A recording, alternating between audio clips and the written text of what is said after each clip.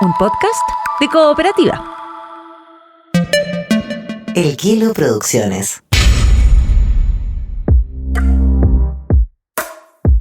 Hola, mi nombre es Andrés Montero y me dedico a escribir y a contar cuentos. Escribo novelas, cuentos, un ensayo también, literatura juvenil. Y hasta ahora algunas obras mías que han sido publicadas han sido La muerte viene estilando, El año en que hablamos con el mar, Taguada, Tony y Ninguno.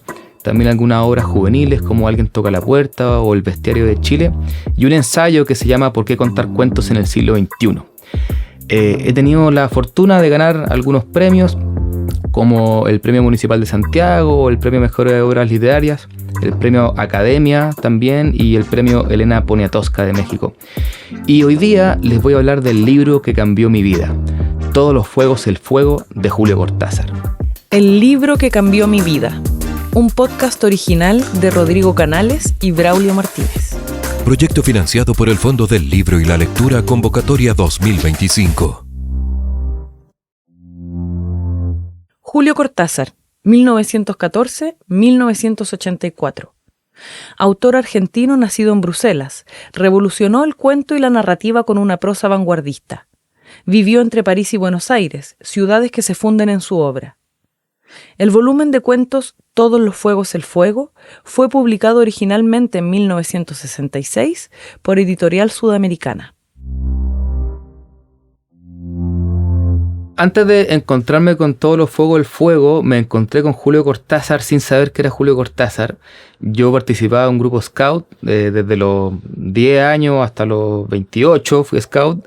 Y tenía 13 años, yo creo, cuando en la tropa, uno de nuestros jefes, de los monitores, propuso una dinámica que era como cultural o literaria. Y lo que propuso fue que completáramos un cuento. Entonces nos trajo la mitad de un cuento que se llama Continuidad de los parques, que es de Julio Cortázar, pero no venía ni el autor ni el final del cuento, solamente estaba planteado el inicio. Y entonces nos propuso que cada uno terminara como quisiera ese cuento. Y a la semana siguiente este monitor se me acercó y me dijo: Andrés, ¿tú ya conocías el cuento? Y yo le dije, no tengo idea de quién es. Me dijo, bueno, lo que tú resolviste como final del cuento es muy parecido al cuento original. Y entonces me lo trajo y entonces leí por primera vez a Julio Cortázar. Lo que me pasó cuando leí Todos los fuegos del fuego fue entender que había otra forma de enfrentar la literatura, tanto como lector como si uno quisiera ser escritor. Porque las dos historias que debe tener todo cuento estaban de alguna forma, había una que estaba en la superficie y había otra que aparecía al final. Y entonces uno entendía que siempre estuvo leyendo dos historias desde el principio. Y eso me pasó con cuentos muy particulares de este libro. Todos los fuegos del fuego es un libro de cuentos, son 8 relatos, como La isla al mediodía, donde hay un azafato que cruza en el vuelo de Roma a Teherán o de Teherán a Roma por las islas griegas, y entonces ve una que le gusta mucho y la mira, no puede dejar de mirarla, le empiezan a llamar el loco de la isla porque en ese momento le tiene que pedir a sus colegas azafatas que lo reemplacen porque él no puede dejar de mirar la isla durante el minuto que aparece. La isla a mediodía, Julio Cortázar. Con el tiempo fue dándose cuenta de que Felisa era la única que lo comprendía un poco. Había un acuerdo tácito para que ella se ocupara del pasaje a mediodía apenas él se instalaba junto a la ventanilla de la cola. La isla era visible unos pocos minutos, pero el aire estaba siempre tan limpio y el mar la recortaba con una crueldad tan minuciosa que los más pequeños detalles se iban ajustando implacables al recuerdo del pasaje anterior. La mancha verde del promontorio del norte, las casas plomizas, las redes secándose en la arena. Cuando faltaban las redes, Marini lo sentía como un empobrecimiento, casi un insulto. Pensó en filmar el paso de la isla para repetir la imagen en el hotel, pero prefirió ahorrar el dinero de la cámara ya que apenas le faltaba un mes para las vacaciones. No llevaba demasiado la cuenta de los días. A veces era Tania en Beirut, a veces Felisa en Teherán, casi siempre su hermano menor en Roma. Todo un poco borroso, amablemente fácil y cordial, y como reemplazando otra cosa. llenando las horas antes o después del vuelo, y en el vuelo todo era también borroso y fácil y estúpido hasta la hora de ir a inclinarse sobre la ventanilla de la cola, sentir el frío cristal como un límite del acuario donde lentamente se movía la tortuga dorada en el espejo azul. Y al final del libro nos damos cuenta de que hubo alguna especie de cambio metafísico, porque ese hombre está en la isla y ve el avión que está pasando por arriba y que de hecho cae al mar y naufraga. Entonces uno se pregunta, ¿pero cuál es la realidad? ¿Era el hombre en la isla o el hombre en el avión mirando la isla? Eso se distanciaba mucho de los cuentos lineales que yo había leído siempre. Y entonces cuando leí, por ejemplo, La isla al mediodía, entendí que quería ser escritor. Pero además había una forma de escribir ya que era totalmente novedosa. Y esto creo que fue fundamentalmente explícito o me maravilló cuando leí creo que el tercer o cuarto cuento de este libro, que se llama La señorita Cora. Es un cuento muy sencillo, donde no pasa mucho. Es un niño que está en un hospital, lo operaron de apendicitis, pero eso se empieza a complicar y la familia, bueno, el niño tiene que estar mucho tiempo ahí y hay una enfermera que es la señorita Cora, que es quien lo atiende, y entonces hay cierta tensión entre los dos, pero está escrito de una forma que quien lo lee y que no ha leído algo así antes, es muy sorprendente, porque parte hablando, si no me equivoco, la mamá del niño. Y dice, vamos a decirle al doctor que esto no puede ser, porque la enfermera fue... Y está hablando así, y uno como lector dice, ok, este es un cuento escrito en primera persona, donde vamos a tener, al parecer, a una señora que va a estar hablando todo el cuento. Pero de repente, sin ningún aviso, sin ningún guión, de repente cambia y está hablando el niño. Y de repente cambia y está hablando la enfermera. Y de repente cambia y quien está hablando es el pololo de la enfermera. La señorita Cora, Julio Cortázar. Lo único que me consuela es que el ambiente es bueno. Se nota que es una clínica para personas pudientes. El nene tiene un velador de lo más lindo para leer sus revistas, y por suerte su padre se acordó de traerle caramelos de menta, que son los que más le gustan. Pero mañana por la mañana, eso sí, lo primero que hago es hablar con el doctor de Luisi para que la ponga en su lugar a esa mocosa presumida. Habrá que ver si la frazada le abriga bien al nene. Voy a pedir que por las dudas le dejen otra a mano. Pero sí, claro que me abriga. Menos mal que se fueron de una vez. Mamá cree que soy un chico y me hace hacer cada papelón. Seguro que la enfermera va a pensar que no soy capaz de pedir lo que necesito. Me miró de una manera cuando mamá la estaba protestando. Está bien.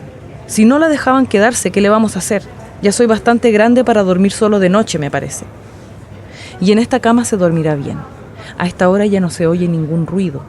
A veces de lejos el zumbido del ascensor, que me hace acordar a esa película de miedo que también pasaba en una clínica, cuando a medianoche se abría poco a poco la puerta y la mujer paralítica en la cama veía entrar al hombre de la máscara blanca. Es una maravilla. O sea, cuando uno lee eso dice, ¿esto se puede hacer? O sea, ¿es real? Y ese fue el momento, yo creo que en particular con la señorita Cora, donde yo decidí que quería ser escritor. Y entonces me dediqué durante mis primeros años de escritura a copiar descaradamente a Cortázar, y que es la mejor forma de aprender a escribir, yo creo, copiar a alguien que te gusta. La señorita Cora, Julio Cortázar. Cuando oí pasos en el corredor, me acosté del todo y cerré los ojos. No quería verla, no me importaba verla, mejor que me dejara en paz. Sentí que entraba y que encendía la luz del cielo raso. Se hacía el dormido como un angelito, con una mano tapándose la cara, y no abrió los ojos hasta que llegué al lado de la cama. Cuando vio lo que traía, se puso tan colorado que me volvió a dar lástima y un poco de risa. Era demasiado idiota realmente. A ver, mijito, bájese el pantalón y dése vuelta para el otro lado. Y el pobre a punto de patalear, como haría con la mamá cuando tenía 5 años, me imagino, a decir que no, y a llorar, y a meterse debajo de las cobijas y a chillar. Pero el pobre no podía hacer nada de eso ahora. Solamente se había quedado mirando el irrigador y después a mí, que esperaba. Y de golpe se dio vueltas y empezó a mover las manos debajo de las frazadas, pero no atinaba a nada mientras yo colgaba el irrigador en la cabecera. Tuve que bajarle la frazada y ordenarle que levantara un poco el trasero para correrle mejor el pantalón y deslizarle una toalla. Bueno, en todos los fuegos del fuego, primero, son, como decía, varios cuentos, son 8. Hay uno que se llama Todos los fuegos del fuego, igual que el libro, el cuento que le da nombre al libro, que a mí me costó mucho entender. Hay 2 situaciones. Una es un circo romano donde van a pelear unos gladiadores y hay un tema ahí con el emperador y su mujer. Y hay otra historia que no tiene absolutamente nada que ver, que en una época contemporánea, al parecer en París, donde hay un hombre hablando por teléfono con una mujer a la que acaba de dejar, ¿no? Esas son como las 2 situaciones. Y entonces se van intercalando y uno dice, ¿pero por qué? O sea, no tienen nada, no es que se conecte de ninguna forma, no son historias que no tienen ninguna relación. No hay nombres de personajes que uno pueda pensar que son unos ancestros, nada. Todos los fuegos el fuego. Julio Cortázar. Antes de marcar el número de Roland, la mano de Ginny ha andado por las páginas de una revista de modas, un tubo de pastillas calmantes, el lomo del gato ovillado en el sofá. Después la voz de Roland ha dicho «Hola», su voz un poco adormilada. Y bruscamente Ginny ha tenido una sensación de ridículo, de que va a decirle a Roland eso que exactamente la incorporará a la galería de las plañideras telefónicas con el único, irónico espectador fumando en un silencio condescendiente. «Soy yo», dice Ginny, pero se lo ha dicho más a ella misma que a ese silencio opuesto en el que bailan, como en un telón de fondo, algunas chispas de sonido. Mira su mano que ha acariciado distraídamente al gato antes de marcar las cifras. ¿Y no se oyen otras cifras en el teléfono? ¿No hay una voz distante que dicta números a alguien que no habla, que solo está allí para copiar obedientemente? Negándose a creer que la mano que ha alzado y vuelto a dejar sobre el tubo de pastillas es su mano, que la voz que acaba de repetir «soy yo» es su voz al borde del límite. Por dignidad, callar. Lentamente devolver al receptor a su horquilla, quedarse limpiamente sola. «Sonia acaba de irse», dice Ginny, y el límite está franqueado, el ridículo empieza, el pequeño infierno confortable. «Ah», dice Roland, frotando un fósforo. Ginny oye distintamente el frote. Es como si viera el rostro de Roland mientras aspira el humo, echándose un poco atrás con los ojos entornados. Un río de escamas brillantes parece saltar de las manos del gigante negro y Marco tiene el tiempo preciso para ajustar el cuerpo a la red. Otras veces, el procónsul lo sabe y vuelve la cabeza para que solamente Irene lo vea sonreír. Ha aprovechado de ese mínimo instante que es el punto débil de todo reciario para bloquear con el escudo la amenaza del largo tridente y tirarse a fondo con un movimiento fulgurante hacia el pecho descubierto. Pero Marco se mantiene fuera de distancia, encorvadas las piernas como a punto de saltar, mientras el nubio recoge velozmente la red y prepara el nuevo ataque. Está perdido, piensa Irene sin mirar al procónsul que elige unos dulces de la bandeja que le ofrece Urania. No es el que era, piensa Licas lamentando su apuesta. Marco se ha encorvado un poco, siguiendo el movimiento giratorio del nubio. Es el único que aún no sabe lo que todos presienten. Es apenas algo que agazapado espera otra ocasión, con el vago desconcierto de no haber hecho lo que la ciencia le mandaba. Necesitaría más tiempo, las horas tabernarias que siguen a los triunfos, para entender quizá la razón de que el procónsul no vaya a pagarle con monedas de oro. Y lo que ocurre es que hacia el final del cuento hay estos personajes que están en París. Una mujer llega a la casa del hombre y están fumando y dejan un cigarro en el cenicero.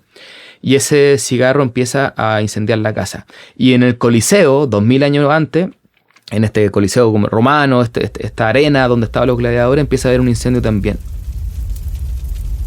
Todos los fuegos el fuego. Julio Cortázar. Gritando una orden, el procónsul empuja a Irene siempre de espaldas e inmóvil.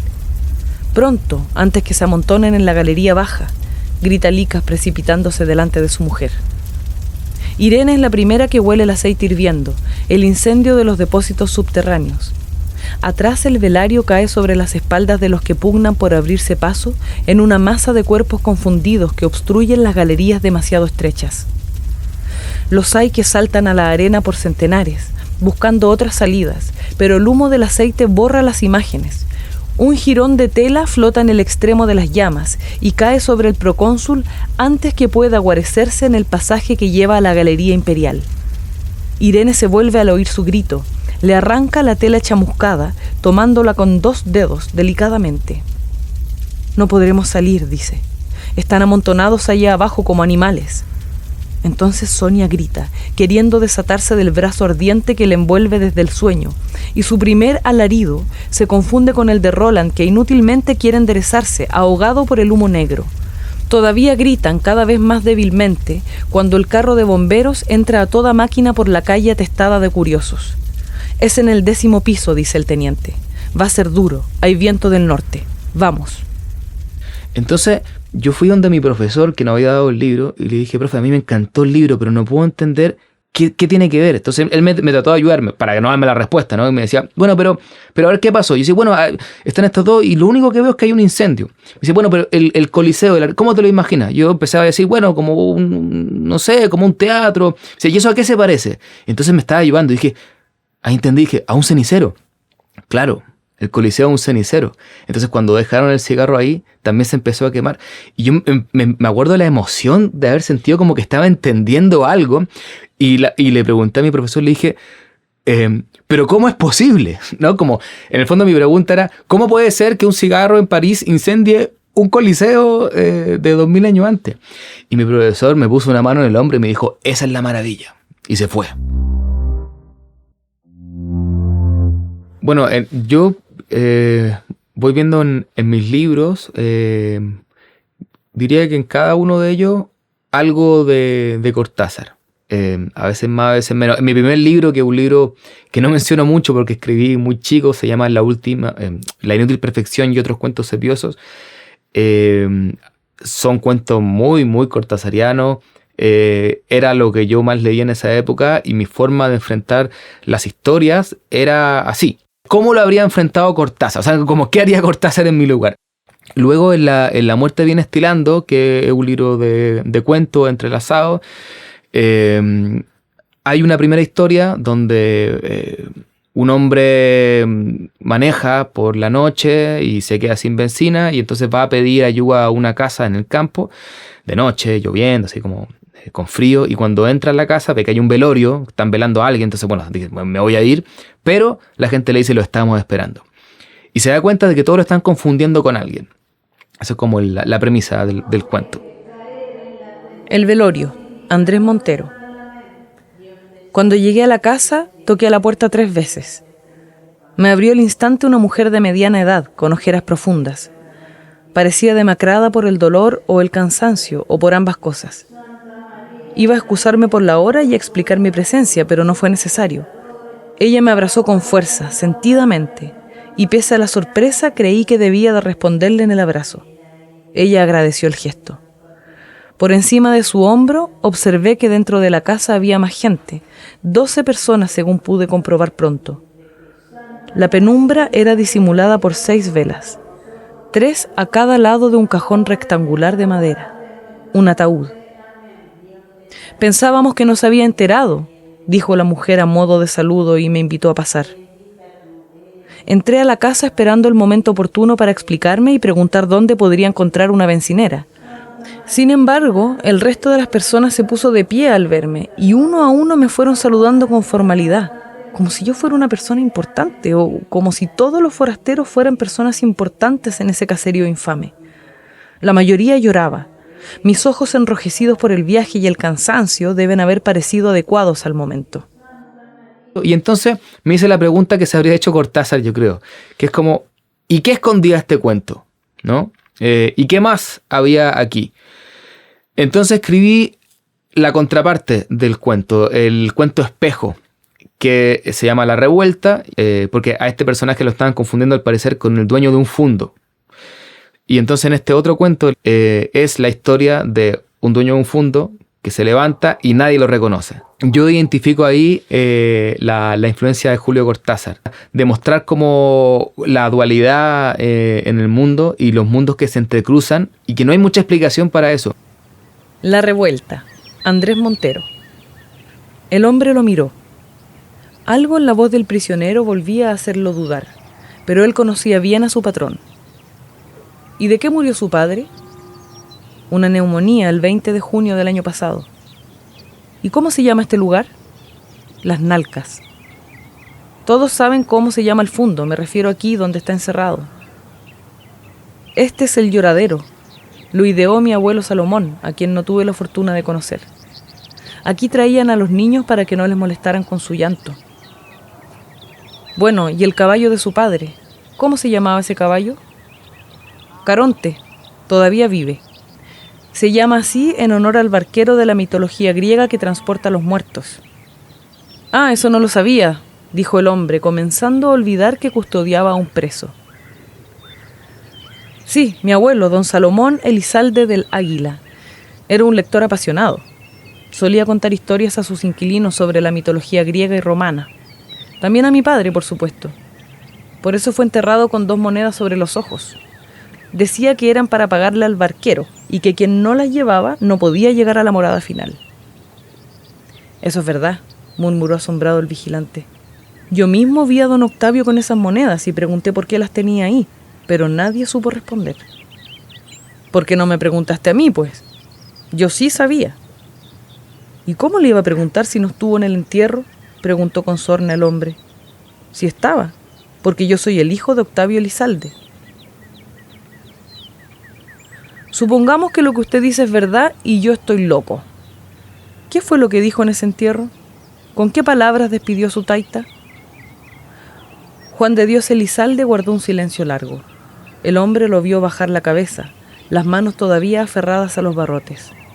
Nada, no dije nada. El hombre terminó por sorprenderse.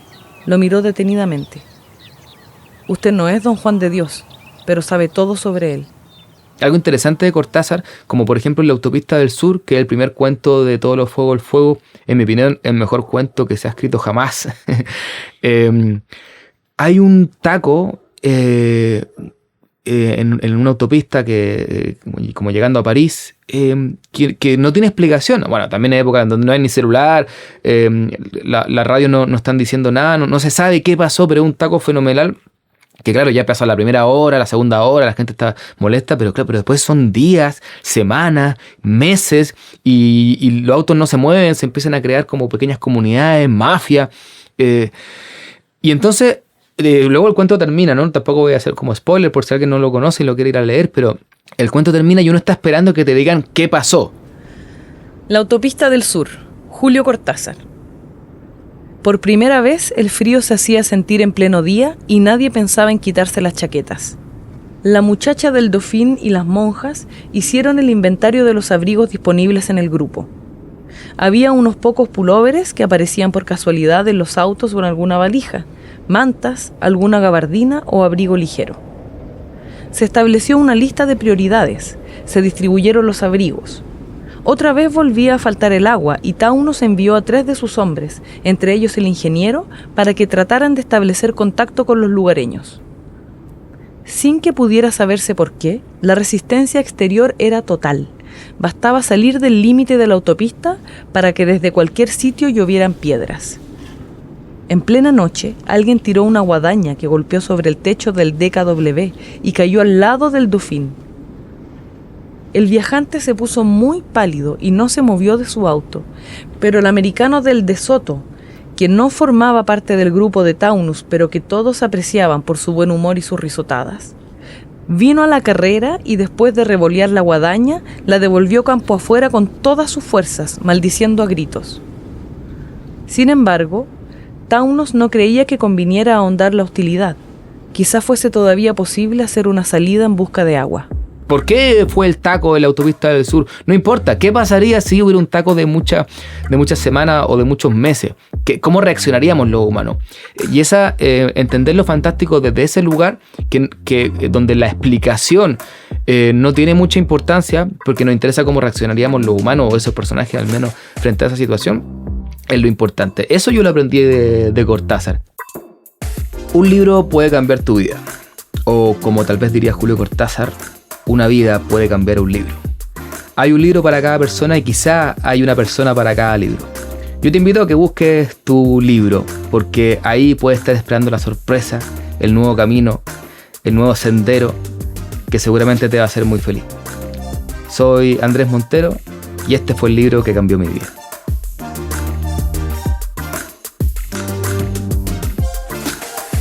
El libro que cambió mi vida. Idea original y guión Rodrigo Canales. Grabación y producción Braulio Martínez. Voz lectura Emilia Noguera. Diseño sonoro Juan José Baeza.